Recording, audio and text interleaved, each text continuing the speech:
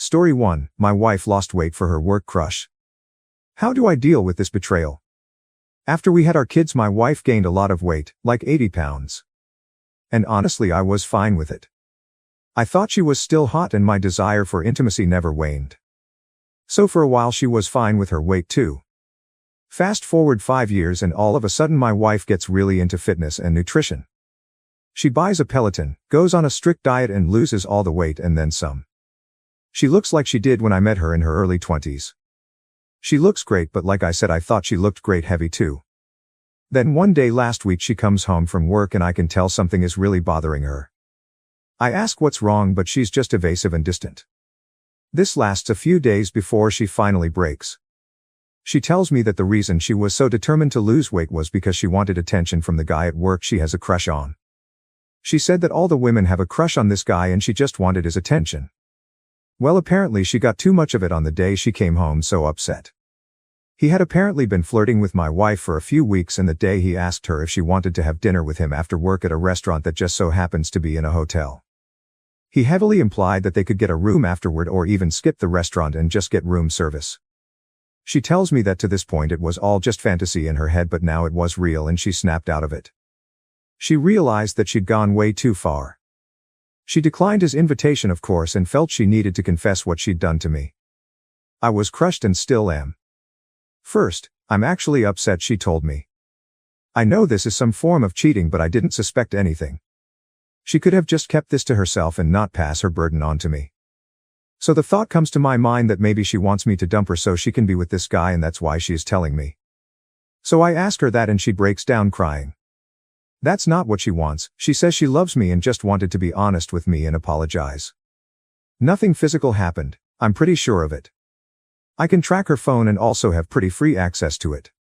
She never hides it, leaves it everywhere, and that phone never leaves work. I suppose she could be cheating on her lunch break and leave the phone, but I just don't think she'd leave the phone and not be available for the kids. So I don't think I want to divorce. I love her and we have kids. But it's just eating at me that she did all the work she did to be attractive for another man. I don't know where to go or even what to ask of her. I just need some advice. Update. I want to thank everyone for commenting on my original post. I got some good advice, but above all I just needed to vent, so thanks for listening. I talked more with my wife after my first post in an attempt to understand why she did what she did. From what she tells me, every woman in the office swoons over this guy. They all flirted with him, my wife included, and he never flirts back. A few of the single ones have basically thrown themselves at him but still got nothing. So my wife thinks to herself that when she was younger and thinner she could and did have guys that looked like him chase after her. So she wanted to prove to herself that she still could get the attention of a hot young guy if she wanted. To answer a common question, yes, she was very heavily flirting with him. But she says that he knew she was married, and since she didn't plan on ever being with him alone, it was harmless. Now that I think about it, she was in a great mood in the few weeks prior to her breaking down. She was kind of all over me as well. We hadn't had that much sex in years. She tells me that it wasn't so much the guy at work heating her up, but how his attention made her feel. Which again, I always given her plenty of attention. Why that wasn't enough to make her feel good about herself, I don't know. And that's really what hurts me most. What I thought of her didn't matter. She says what I thought did matter, but she asked me if she walked past me on the street at her heaviest, would I turn and look? I don't do that with anyone, but I would still have found her attractive. But I guess I see the point she is making. When she was younger she did get a lot of head turns and she got used to that. She liked the attention, and when that all went away it made her depressed. In the end I think we will be okay. I'll get over this, but as of now I'm not letting her know that. I told her she needs to go to therapy and work on why she needs this external validation from people she doesn't care about. She agreed to do that. Like I said in my original post, I don't think she did anything physical with him. We have lifestyle 360 and I see where she goes, and she goes straight from home to the office and back every day. She either brings lunch or gets something delivered. I just don't think that happened. I acted cold toward her for a few days. It maybe have been a little cruel, but I wanted her to sweat a little and think I was questioning the relationship. Selfishly I wanted to see her panic and try to win me back. I felt I needed to see she cares what I think of her. She was a mess, bordering on desperate. She cried a lot, which will eventually broke me. I love her and couldn't stand to see her sad. So in short, she is going to go to therapy and we will do couples counseling down the road. Thanks for all the advice, everyone. Story 2, got out in a bad way. I, female, 20, had a really toxic relationship of 4 years, was left neglected, and at one point in the past my ex threatened to VE himself during our argument. In call and message, I had to call his best friend and mom to stop him. I should have broken up with him back then when I saw the signs, but rose-colored glasses. Swore at me, always the one to win our arguments, no anniversary, no month sorry, barely any dates, rarely shows me off to his friends, had to beg him to post me, and barely knew his family because he didn't want to trouble me in joining them for the holidays. Our dynamic was he yaps while I listen. But hey, since he's part of my friend group, our hangouts together still count as seeing each other, right? Jump to last year, I was already going to break up with him. He kept saying he was busy with his own problems, but he had the time to hang out with his classmates and go to their houses while he only comes to me at least 2 to 3 times a month, and this was for sex. My house is at least 30 to 40 minutes away from his. He told me to wait, mind you, at my breaking point he said there are bigger problems he's dealing with, so he doesn't want me adding to it, while my past circle of friends, he's part of this circle, told me to work it out with him. I just understood, so I let him, told him to meet in the middle if he's that busy, tend to our relationship a little and not just me. Newsflash, he did not. Fast forward to the present, during July-August I had to work part-time. It was going well. I updated my ex multiple times of what I was doing, who I was hanging out with. First off, I didn't hang out with the people there, kept things professional, but this guy, 23 years old, single, tried talking to me, so I just gave him the typical stare and nod and he left because I was uninterested. But I found out he had the same interests as me when he was showing his drawings to our coworkers, so I talked to him, found out how similar we are, just enjoyed each other's company while at work, all while I was updating my ex about him, saying how nice it was to have same interests, nerding out like that and yapping. He was a gentleman overall, and this was my downfall. I liked another guy, thus already cheating on my ex. I told my ex everything during call and that I liked him. He just said he doesn't want to talk and ended the call. Not talking to me over the weekend, so I talked to the guy, told him to cut it off, let's not continue anything any further, and blocked him, although we never really chatted much online, just when our superiors called us, Ms. A is looking for you, and that's it. The weekend is over, back to work, and just when work was almost over my ex bombarded me with angry messages. I didn't know what to do, I couldn't go home. It was raining hard and I was wearing a few layers, I didn't bring a jacket unfortunately.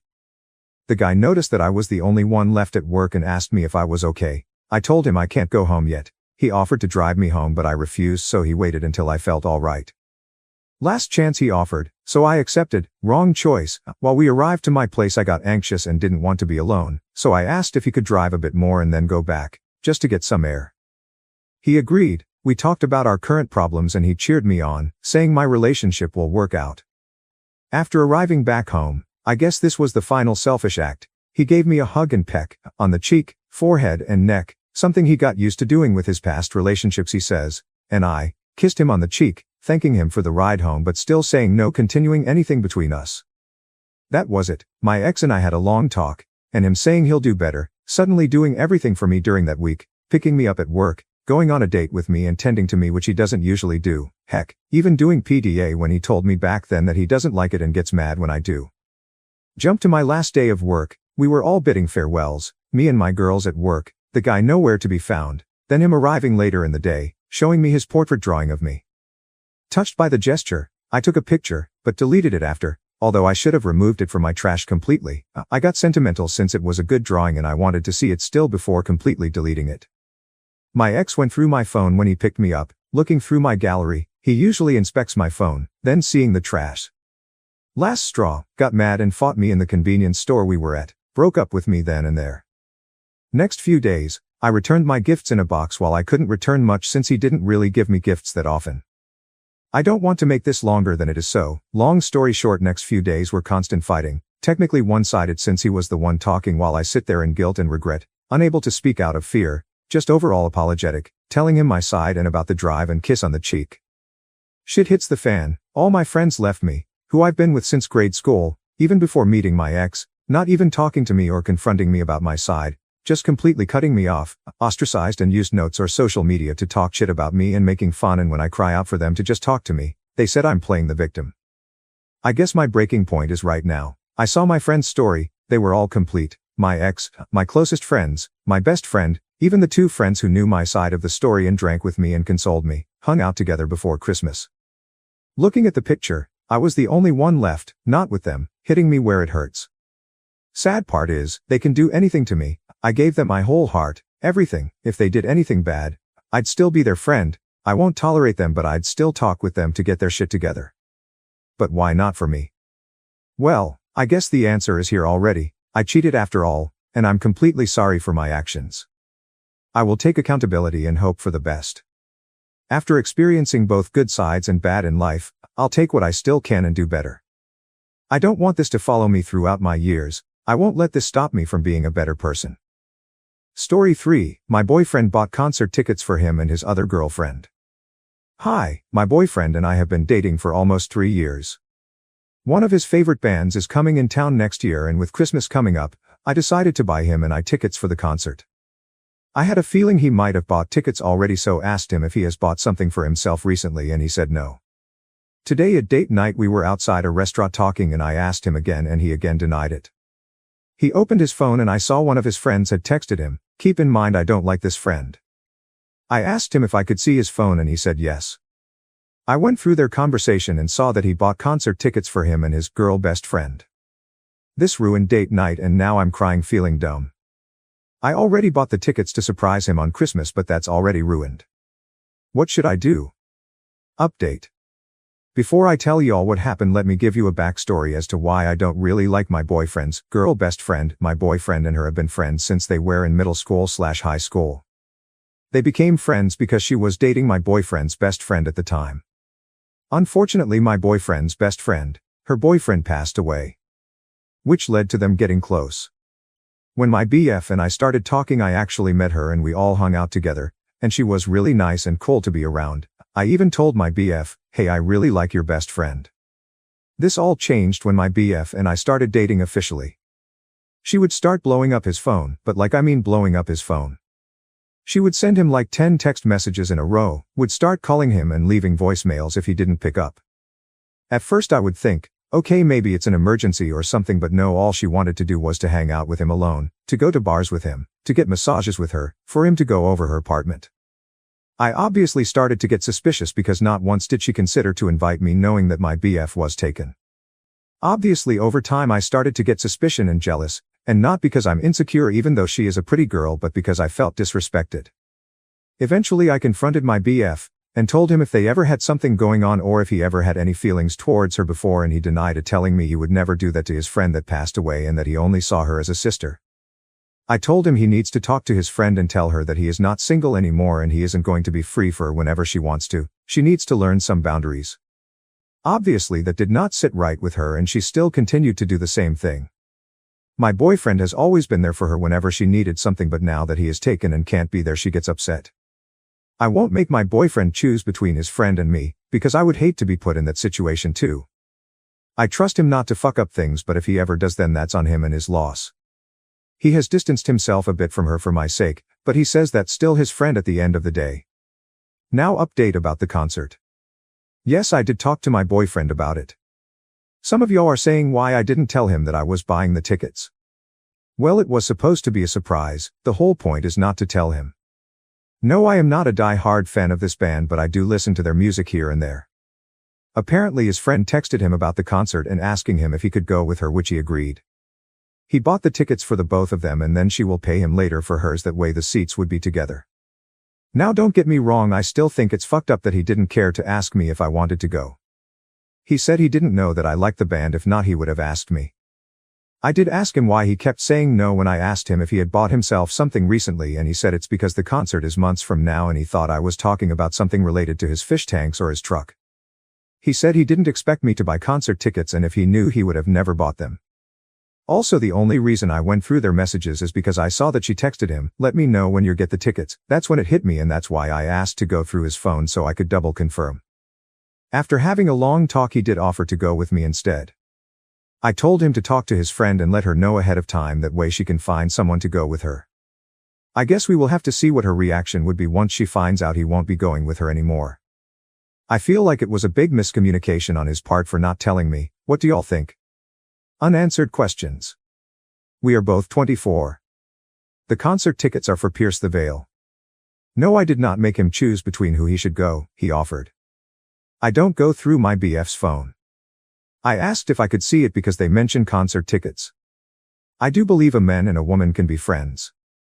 I have guy friends too, but I never once gave him a reason to not trust me. I have always included him in all my activities. Story 4. Husband of 20 years cheated. My husband of 20 years cheated multiple times during the marriage. First time, his family were allowed to verbally attack me. They said some of these more horrid stuff to me and I felt so ugly and worthless. I finally had enough and told him I was leaving and going to stay with my mother because he wasn't making them stop. He wasn't standing up for me. While I was gone, he got head from the woman he lost his virginity to. He lied about her too and told me he was a virgin when we met. He kept all of it, quit and begged me back. Nothing changed with his family, and when I finally said I'm done, he agreed to move away from them and go LC. Second time, he was on disability for years. I found a program that helped pay for him to go back to work and he got his dream job, truck driving. Like father, like son. The night he left for training, he met a woman at the hotel that was also a truck driver. They started an emotional relationship on the spot. He even went to her hotel room that night to bump into a physical one, but she didn't answer the door. They proceeded to have phone sex for weeks after. She found a boyfriend not long after they started and told him they had to stop because it wasn't fair to her new BF. Because EFF me, I guess. Yes, she knew about me. My husband confessed everything, even that he wasn't a virgin when we met 2 years ago, and, from what I've seen, he has been doing everything right, being open and honest with his phone, treating me like he should have been for the last 20 years. I didn't even realize he wasn't treating me like a wife. I just didn't even realize it. He buys me flowers, tells me I'm beautiful. He used to lie and tell me makeup looks like crap on me so that I wouldn't wear it and look nice, so no one would look at me, to the point of my post. It's been 2 years since he confessed and has been doing everything right in order to help us rebuild, but, God, I'm so sorry, I don't think I'm still in love with him.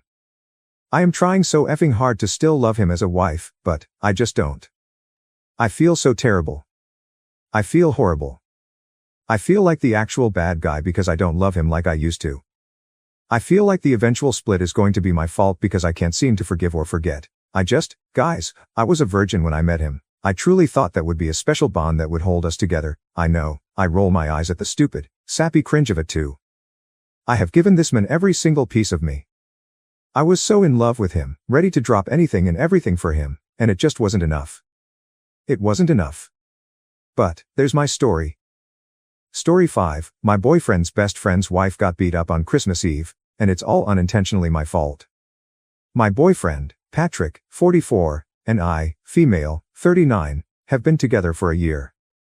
He has a childhood best friend, Michael, and Michael's wife, Jessica. I know that in the past, my boyfriend was involved in a threesome with them and also slept with Jessica separately. While I didn't hold this against him, it was his past. I couldn't shake the feeling of distrust when they were alone together. I was aware that Michael and Jessica's marriage was rocky, but no one shared the full extent of their problems with me. Recently, Michael went into rehab for alcoholism, and Jessica decided to divorce him and move out. Patrick offered to help Jessica move, and at first, I thought it was admirable and fully supported him, until he turned off his phone for 15 hours, stayed at her house for 2 nights, and acted strange when I tried to call. I got upset, but we made up, and life went on. The following weekend, Patrick helped Jessica again, and there were no issues. On Friday of the 3rd weekend, I hadn't heard from him all day because we were both busy. He was helping Jessica, and I was at work. That evening, I called to check in before bed, but when he answered, he was drunk, and they were watching a movie together. During our brief conversation, I heard Jessica say, "I know that gets you off," followed by silence. I hung up and texted him, asking what that was about. He didn't reply or answer my calls. The next day, he told me it was just a joke, but it felt incredibly insensitive given my concerns about their relationship. I felt disrespected and suspicious. The following night, both Patrick and I were drunk, and we had a massive argument. Jessica got on the phone to try to defuse the situation and admitted she made the comment to provoke me. I spoke to her briefly, calmed down, and went to bed. However, Patrick stayed at her house that night again, making it the 3rd night in a row over 3 consecutive weekends. Feeling hurt and betrayed, I impulsively messaged Michael to tell him what had been going on. Realizing it was a mistake, I unsend the message almost immediately, as I didn't want to involve myself in their issues. This morning, Patrick was furious. Apparently, Michael still received the unsent message notification and had just gotten out of rehab. I reached out to Michael to explain, telling him I was upset over Patrick's behavior and that I'd been crying for days. I also admitted I wasn't sure if my relationship with Patrick was even worth it anymore. Michael replied with, "I can agree with that, and I didn't think much of it at the time." Fast forward to Christmas Eve dinner with my family, I got multiple angry texts and calls from Patrick. When I finally picked up, he was livid. Michael had driven to Jessica's house, assaulted her, and then kidnapped her. Later, he went to Patrick's house and threw Jessica's belongings into his yard. Patrick accused me of ruining Christmas for everyone. I feel absolutely terrible. If I had known Michael was abusive, I would never have involved myself. As a survivor of domestic violence, this has been especially gut-wrenching. I never intended for this to happen, and the guilt is eating me alive. After hearing Patrick's side of things, I don't even think he cheated. I've likely destroyed the best relationship I've ever had, but worse, I inadvertently caused a woman to be hurt. Patrick keeps calling me a terrible person, telling me I've ruined his life, Jessica's life, and everyone's holiday. I don't know what to do. I've struggled with alcoholism myself, and after everything that happened this weekend, I was determined to get sober, but on my way home from my mom's, I ended up buying a bottle of liquor. I feel like the worst person in the world. I honestly thought Michael had the right to know what was going on if I were in his position, but I had no idea it would escalate like this. No one ever told me he was abusive. I just wish I could take it all back. Story 6, I never thought I'd be here. I, female, 35, have been with my boyfriend, 30, for almost 10 years. We have 2 children under 8. In the first years of our relationship he was physically abusive, lied about drugs, treated me like he hated me, then treated me amazingly. Stupidly I stayed. Fast forward, he decides to travel to another state to work for his family to make more money, leaving me with our 2-month-old and 7-year-old. I suck it up because I'm grateful for the opportunity to stay home and take care of my kids. After 14 months of this arrangement and only coming home some weekends, he finds a local job, and we're excited to have him back home. The first time we had intercourse since he got back felt different. It took longer than usual for him to finish, and the way he spoke to me was not the same. I ended up seeing that he was following a bunch of half-naked females on social media. I've told him in the past that I don't like that, and it's not what a husband and father should be following. When he gets home from his first day, I told him about it and asked to see his phone. He gave me his phone, and right away, I went to messages. He probably thought I'd go to his social media. I found a conversation between him and a female that started with a sneaky code to make sure the coast was clear. He was clearly deleting these conversations and starting up with the code each time. She complained about her men, she vents to him, and the part that really got to me, they reminisce about how sore she was and how loud she moaned. He claims that she's a bro from the past and that they had intercourse before we were ever together. This was devastating, but it gets worse. I go into his recently deleted messages and see another conversation with a different person. I asked him who it was, and he looked terrified, wrestling the phone out of my hand and deleting it permanently. Then he claimed it was the same female and that she changed her number. I didn't buy it, but there was nothing I could do to prove it. I asked for his phone back and went into his bank account right away. I saw a subscription for OnlyFans. I continue to scroll and see that he's sending money to 2 females via Cash App. He said it was through OnlyFans and that it was just content. One of the females had the same name as the second set of text messages, so I already had my proof. He had spent over $550 in 5 months on these 2 females doing who knows what. This man complained if I spent too much of his money grocery shopping so his children and I could have food. This man would talk down on me for not being able to bring money to the table and reminded me constantly how he was struggling alone to support us. For some time our marriage was cold and lacked affection. I chalked it up to his demanding job and lack of sleep. He never posted me or our children. He wouldn't hold my hat in public and walked ahead of me. I don't know how I could be so stupid and blind. We had some good years, but recently it's been tension and arguing. I always warned him to never cheat, that it was a deal breaker. I honestly never thought he would cheat. I trusted him blindly and I feel so broken. It's been 4 days since my world came crashing down. I've cried so much. He is like a brand new man. We have had conversations that I never thought we could. He's crying and apologizing. A part of me wants to stay. Another part of me knows I'd never be truly happy with him again because I can't trust him and my mind will always feel like there is something he is hiding. I have been financially dependent on him for 2 years and don't have much money saved. I'm scared to be on my own and start over. Our children absolutely love him and also just got him back. I know what most people will say here, but I guess I just need to see it for myself. What's my next move? Story 7. Why can't I get over the fact the best girl I was with cheated on me, and why has it made me so full of hatred? So a little background, me and this girl hit it off great for a year. I'd say best year cause she was the only one I'd been with that was mature and cared about, or at least that's what I thought, till 4 days before our 1-year anniversary, she left her Snapchat login on my phone. And while no DMs were left open and she had already deleted them, I had managed to pull every single thing back up out of the blue. That's when I found out during the entire first 2 months we were together, which was August and September 2023, she had slept with 2 guys and sold nudes to 3 other guys. Mind you, I found out in August 2024. Which was funny because I knew I had seen some sketch shit on her phone before. Throughout the relationship I'd catch glimpses of her DMs and always had this feeling that something wasn't right. But when I was to ever bring up that feeling to her, I'd get love-bombed and gaslit into thinking what I was feeling was a disorder. Which would leave me to feel bad about myself for feeling suspicious. It even led to the point that she threatened to cheat and leave if I kept asking her if she ever went behind my back. That's when I finally stopped bringing it up. Then for a few months I never had a single suspicion till I legit found out everything I'd been feeling. When I confronted her, she immediately admitted everything. Get this, she got high with the first guy, had conversations about personal stuff, she wouldn't say what, he leans in to kiss her, next thing you know she's fucking riding him. Dick riding him while I was most likely waiting for a text from her that night. The second fucking guy she fucks offers her money on Tinder to let him fuck her. She admitted the dude humiliated her the way he acted during sex, which boosted my petty ego cause YTF are you doing all this for some fucking chump change when I had no issue helping you out? Unlike her, I had a fucking job, I coulda helped her. Anyways, the 3 other guys she sells nudes to, hold on, better wipe your fucking reading glasses for this shit cause you're not fucking hallucinating, she said it was so she could afford to buy me stuff. I went through so much hell for her sake. I suffered so she could be in better mind and better home throughout this relationship, just to get told I'm abusive or overreacting cause I can't get over what she did by her mom, her therapist of all fucking people. I tried.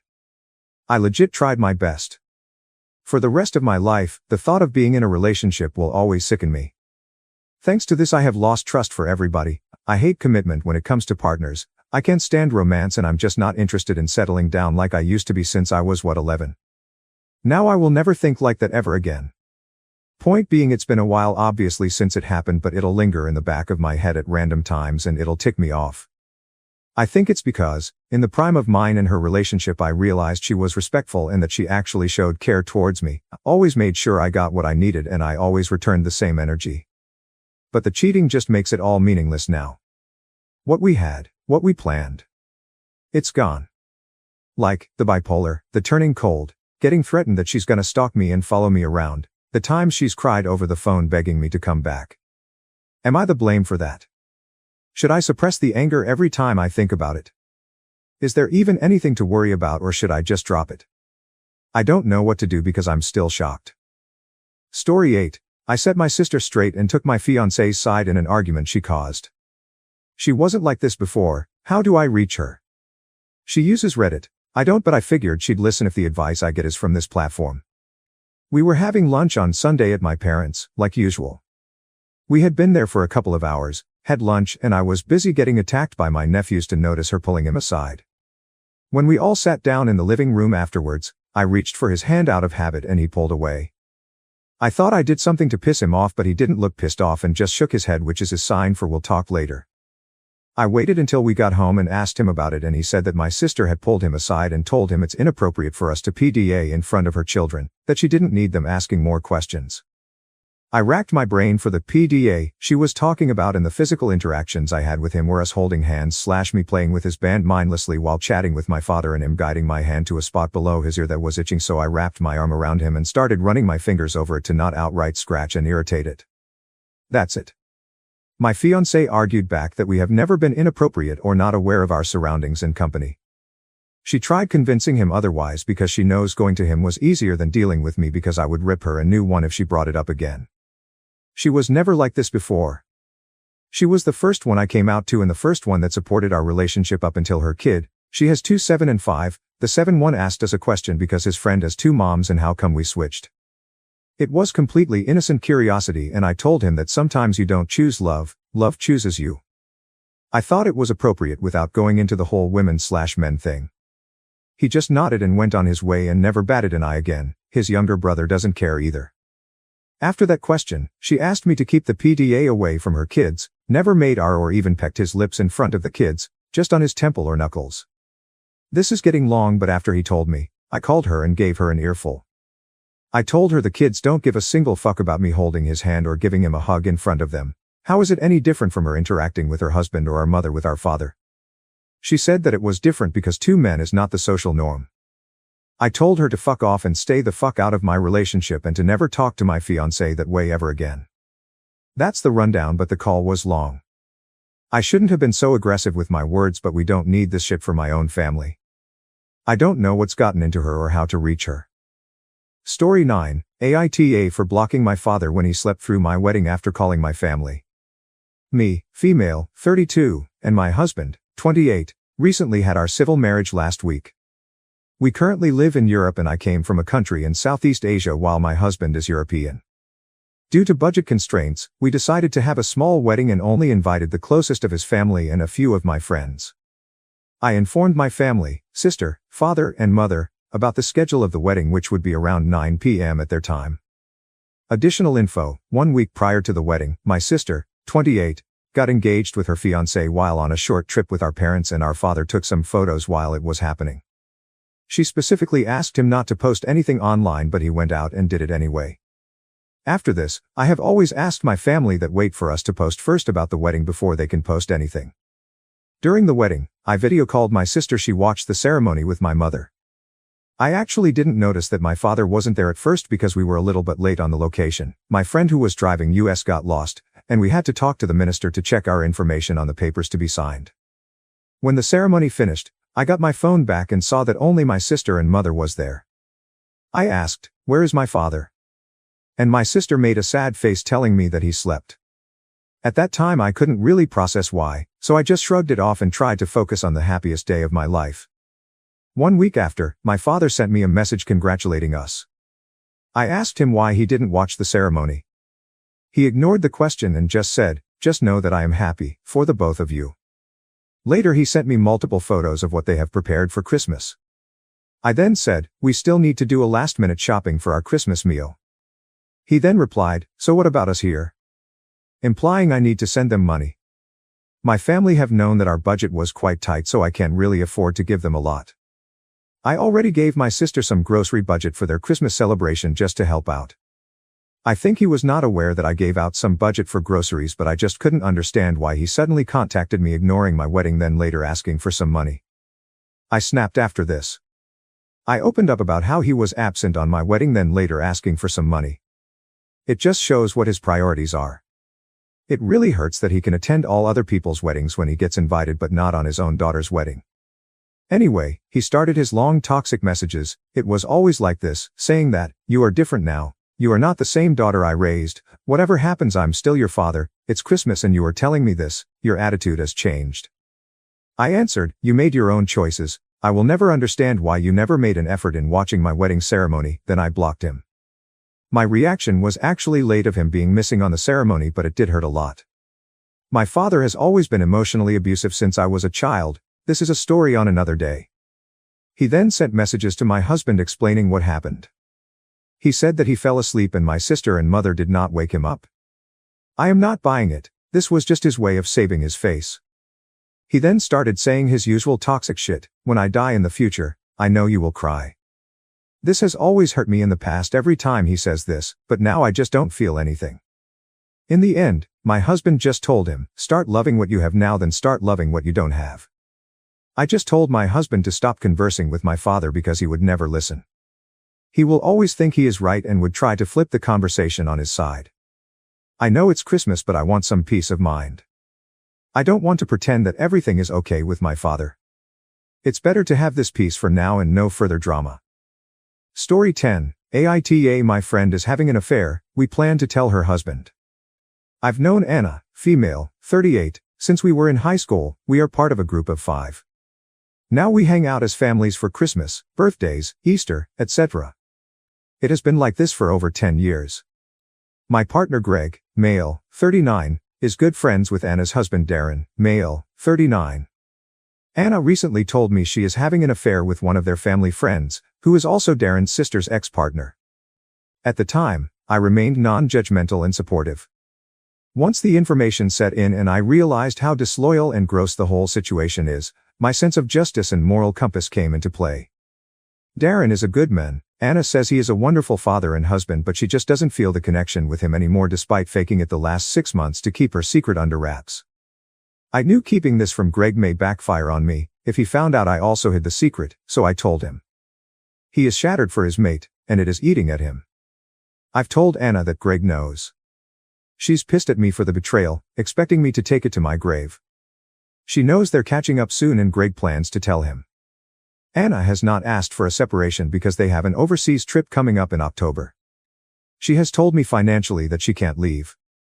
Keeping in mind, she regularly gets expensive treatments like Botox and taking roids to have her look her best. We want to tell Darren about her affair in 2 weeks. Will we be the assholes? Side note, some have asked why we are waiting. Greg works away, he is home in 2 weeks, closer to 1.5 weeks now, but feels like due to the nature of the conversation, it should be in person. He knows Darren will be very upset, possibly angry, and wants to be here to support him in those initial moments. I feel like I should also mention there are kids involved. Do we tell him via text sooner? Small update, some great advice here. Let's clear some things up. They have always had separate bank accounts. They do not join money and never have specifically because of how she spends money. They both work and put in a percentage of how much they earn into the home. She does not have access to his money and will not be able to clean it out in the next 2 weeks. I know for a fact he keeps a very close eye on the credit cards. While we were away and she was buying unnecessary things like clothing, she made sure to only use her card, not the credit. She says he will question her about it since they're trying to pay off the house and save for the trip to Bali. We are in Australia, and laws are different. Things will more than likely be 50-50 financially. Greg can't quickly fly or drive back from work. It's a 13-hour drive one way and $600 plane fare. He is FIFO and cannot leave until RNR begins. While we all live in the same state, Australia is pretty damn big. She told me directly, she would want the kids to be 50-50. Anna has never liked kids, and while she loves her own, I think the thought of having them full-time sounds like a walking nightmare to her. The person she is having an affair with has lunch with her locally sometimes while she is on lunch break from work. They have run into acquaintances multiple times. He comes for family dinner twice a week. The kids have caught Anna sitting on his lap before while Darren is not home. He comes over when Darren is on night shift, while the kids are in the home. Anna has apparently been able to cover up by telling the kids she does his injections and that it's private, so she administered them behind a locked door. He is also on roids and she is a nurse. Darren did ask if I thought she was cheating back in January due to her sex drive suddenly becoming very heightened. At the time I thought it was because of a recent surgery she had. I don't think it will be too hard to convince him, and I'd say he has an inkling already, as Anna has said over the past few months he has become possessive and jealous. For obviously reasons. The family trip planned in October is with another family friend and their family for the husband's 40th birthday. The half-split activities, accommodation etc. I think. We do need to keep in mind that Darren may choose to stay and work it out. In this case, Greg and I will be put in a very awkward position and possibly be removed from the group. Which I am okay with, but a little bit disheartened at the thought of losing people I've spent the last 20 years with. We have moved the meet up to the day Greg flies in Tuesday. If he was flying home sooner, it would have been done sooner. While it shits I've had to sit on the info guys, by the time we confront him I will have been told exactly 2 weeks and 3 days. Greg and I agree, in person will be best for this particular friend. Update. First and foremost, thank you for all the advice. I feel the general consensus is that we are NTA. We were dreading catching up with our friend Darren as we really did not want to be breaking news of this magnitude to him if there was an option for him to either come to the realization himself or her to come clean. Darren texted me Sunday that he had caught her. Greg and I still saw him and offered as much support as possible. She definitely watered down her bullshit, but Greg and I have told Darren what we know, which he has said he is extremely grateful for. She did not apologize or provide reasoning but simply packed her bag and left. The kids stayed with him in the family home. The children were distraught and Darren seems a broken man. At least now the ball is in his court, and he can see Anna for who she truly is. Darren is a mess but has plenty of people surrounding him, including her family and friends. As for mine and Anna's friendship, I have decided I will be removing myself from it and am no longer in contact with her, nor do I plan to be. I know plenty of people deemed me the for betraying a friend's trust, but was she really a friend blaming and guilting me after making me complicit in her own deceit? I did not mention in the post that Anna had told me the following morning that it was good I knew because now she could use me as an excuse. I don't owe loyalty to a friend like that. As for the group, I have messaged them about my stance and why I will be removing myself from Anna. Again, the ball is in their court. It's their decision if they choose to continue a relationship with her. Story 11. AITA for exposing my husband's affair with his girl best friend at a family barbecue after his father told me to get over it. I, female, 29, have been married to my husband, male, 31, for 5 years. We've had a good relationship overall, but there's always been one issue, his girl best friend, Megan, 30. She's been in his life since childhood, and while I've always felt a bit uneasy about their closeness, I trusted my husband and tried to be cool with it. Megan is always around. She's at our house constantly, they text all the time, and she even comes on family vacations with us. Every time I brought up how their friendship made me uncomfortable, my husband would brush it off, saying she's practically a sister, and that I was overreacting. To make matters more complicated, my mother-in-law, 58, is amazing. She's always had my back and has told me multiple times that if Megan made me uncomfortable, I should talk to my husband about setting boundaries. On the other hand, my father-in-law, 60, has a very different attitude. He adores Megan and has always said that she's part of the family and that I just need to deal with it. He thinks my discomfort with their friendship is just a jealousy. Fast forward to 2 months ago. My husband started acting distant. Coming home late, being secretive with his phone, and just off. I had a gut feeling something was wrong, so one night, I went through his phone while he was in the shower. That's when I found out, he and Megan had been having an affair for months. I was crushed. I confronted him, and he admitted everything. He swore it was a mistake, said he loved me, and begged me not to leave him. I didn't know what to do, so I stayed quiet for a bit, trying to process everything. A couple of weeks later, my in-laws hosted a big family barbecue.